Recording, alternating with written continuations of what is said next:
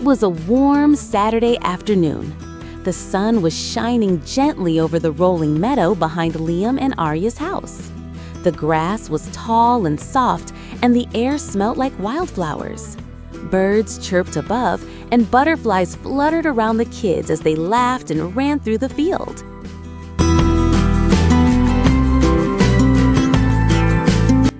Liam, 12, was trying to catch grasshoppers, while Aria, 10, was building a tiny flower tent for the bugs she found. They had a secret spot near an old oak tree where they often played and shared snacks.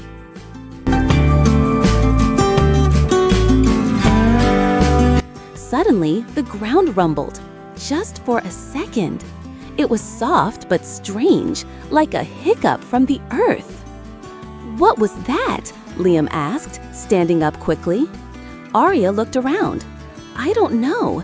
It came from over there."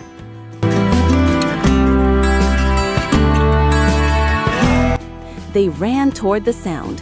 Just past a patch of tall grass, something shiny caught their eyes.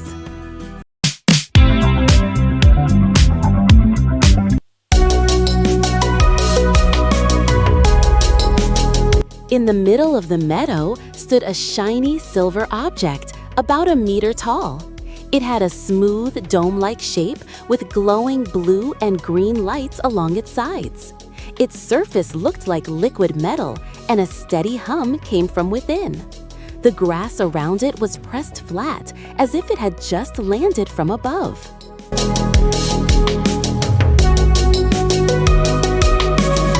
"Is it a toy?" Aria asked, standing a few steps away. "No way! Toys don't fall from the sky," Liam said. "I think it's some kind of spaceship."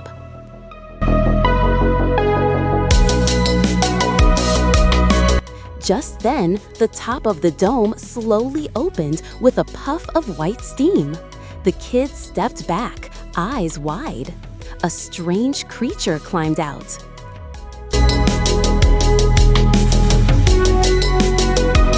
He was about the same height as the kids. His skin shimmered like soap bubbles, blue, green, and purple all at once. He had big, round eyes, and he wore a sleek silver suit and carried a glowing backpack.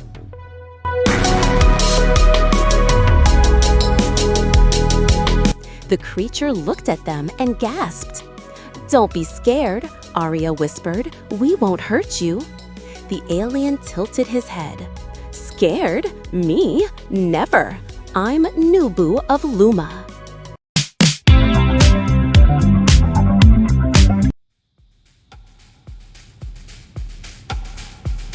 Nubu's voice was funny, like a song mixed with beeps. But the kids understood him somehow. Liam knelt down.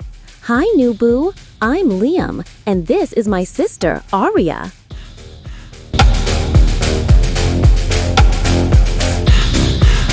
Nubu smiled and waved all his fingers.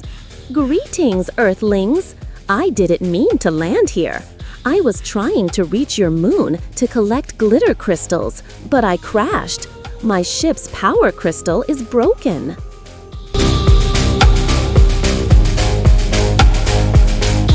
"Can we help?" Aria asked. Nubu's eyes sparkled. "You would do that?"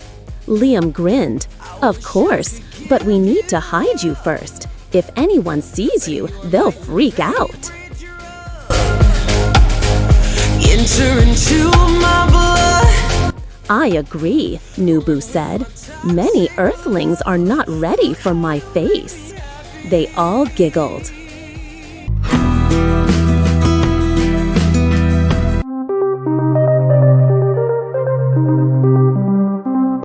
The kids led Nubu to their old wooden clubhouse in a corner of the meadow. It was painted with bright handprints and had a slanted roof. Inside were pillows, a small lamp, and a box of tools.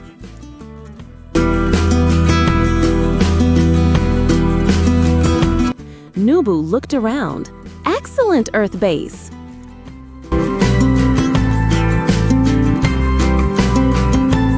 Over the next hour, he showed the kids the remains of the broken crystal.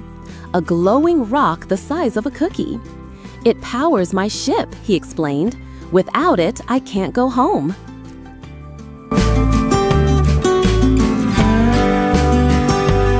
Liam scratched his head.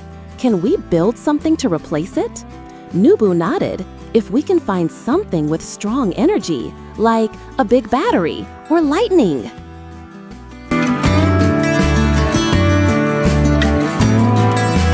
"Lightning," Aria said. "We can't make that, but we have batteries." "And maybe solar lights," Liam added.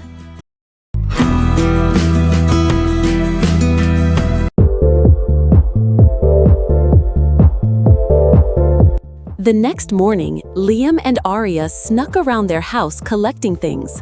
They found 2 big batteries from old flashlights, a mini solar panel from their toy robot, copper wires from the garage, a broken phone charger.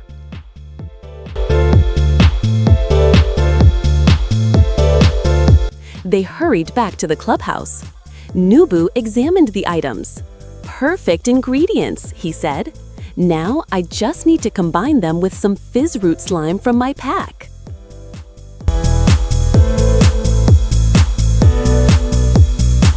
"Fizz root slime?" Liam laughed. "What's that?" Nubu opened a small jar filled with sparkling jelly.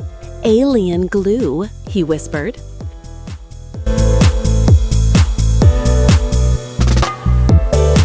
They worked all afternoon.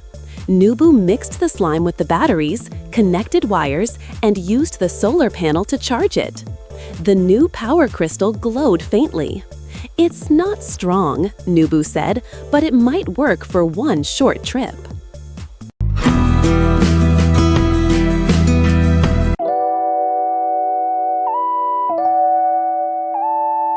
But just as they prepared to bring the power crystal back to the silver pod, someone called out, "Hey, what are you kids hiding in there?"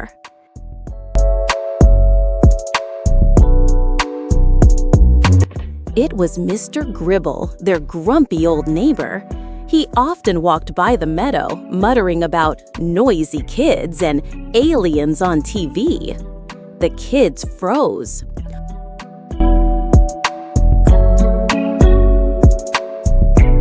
Aria quickly grabbed a blanket and threw it over Nubu. "Just playing, Mr. Gribble," Liam said. Mr. Gribble frowned. I saw strange lights last night. If I find anything weird, I'm calling the police."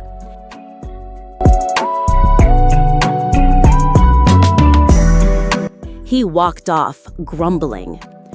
"Whew," Aria whispered. "That was close." "Too close," said Nubu. "We must hurry."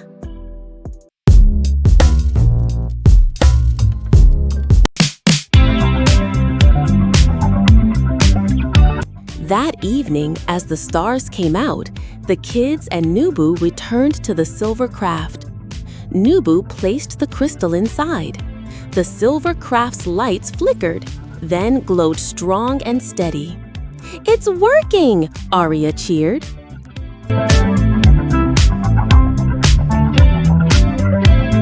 Nubu turned to them. "You have been kind and brave. On my planet, we call such beings star friends. I will miss you." "We'll miss you too," Liam said.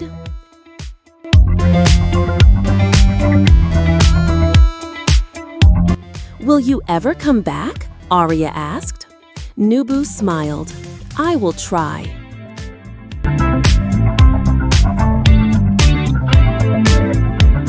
He pressed a button. The spacecraft's door closed, and with a soft hum, it rose into the air, hovering above the meadow. Then, with a flash of blue light, it zipped into the sky.